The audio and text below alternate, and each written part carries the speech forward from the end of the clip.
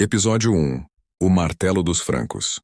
No século VIII, a Europa tremia diante da ameaça muçulmana que avançava pelas terras da França. Exércitos vindos da Península Ibérica cruzavam os Pirineus como uma maré avassaladora, conquistando cidades, incendiando vilas e espalhando o temor da derrota cristã.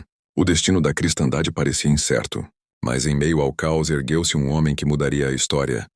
Carlos, chamado Martel, o Martelo dos Francos. Ele não era rei nem descendente direto de linhagens imperiais. Era o major-domus, o mordomo do palácio, o verdadeiro cérebro e músculo por trás dos fracos reis merovingios. Enquanto os reis se afogavam em luxos e intrigas, Carlos reunia exércitos, forjava alianças e preparava o campo para a guerra. E quando o Islã avançou, ele viu sua oportunidade. No ano de 732, perto da cidade de Poitiers, Carlos reuniu seus homens. Não eram soldados treinados como os muçulmanos. Não eram cavaleiros poderosos. Eram camponeses endurecidos pelo frio, guerreiros tribais, homens que defendiam não apenas suas terras, mas sua fé. Carlos conhecia suas limitações, e foi aí que mostrou sua genialidade militar. Ele não lançou seu exército contra a tempestade inimiga.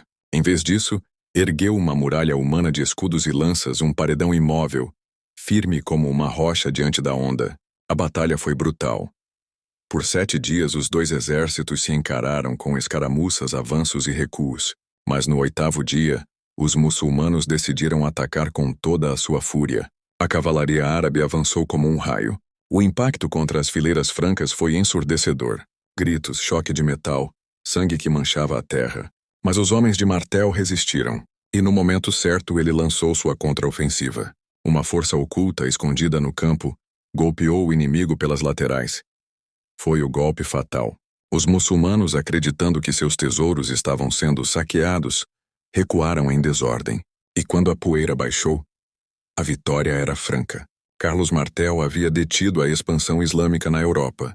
A cristandade respirava aliviada, mas mais do que isso. Naquele dia, nasceu uma nova força política. Os reis merovingios, que deveriam ser os protetores do povo, nada fizeram.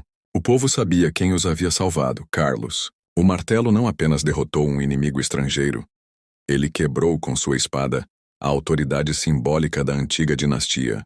Mas quem foi realmente Carlos Martel? Não era apenas um guerreiro, era um político implacável. Concedia terras a quem jurasse fidelidade, fortalecia sua rede de poder e exigia lealdade absoluta.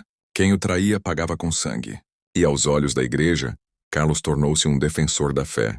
Mesmo não sendo coroado rei, ele governava como tal. Os monges escreviam seu nome. Os nobres temiam sua cólera. E o povo via nele o escudo contra o caos. Entretanto, sua ambição não era apenas militar. Carlos sonhava com algo maior. Algo que ultrapassasse sua vida. Ele sabia que a glória não se constrói apenas com vitórias, mas com herança. E assim, preparou seus filhos para sucedê-lo. Entre eles Pepino, que mais tarde seria chamado de o Breve. Seria ele quem daria o passo final para transformar a sombra de poder carolíngio em uma nova dinastia legítima. Carlos Martel morreu em 741, mas sua lenda jamais se apagou. Chamado de martelo porque esmagava seus inimigos como ferro contra a bigorna, ele deixou para trás um legado de sangue, fé e poder. Com ele começou a ascensão carolíngia. Com ele, a Europa medieval mudou para sempre. O que viria depois ninguém poderia prever. Seu filho herdaria não apenas seu exército, mas também sua ambição. E em breve a coroa merovingia cairia, para dar lugar a uma nova dinastia, forjada pela espada e abençoada pela igreja. Essa é apenas a primeira parte da saga. A ascensão estava apenas começando. A dinastia carolíngia marchava rumo ao império.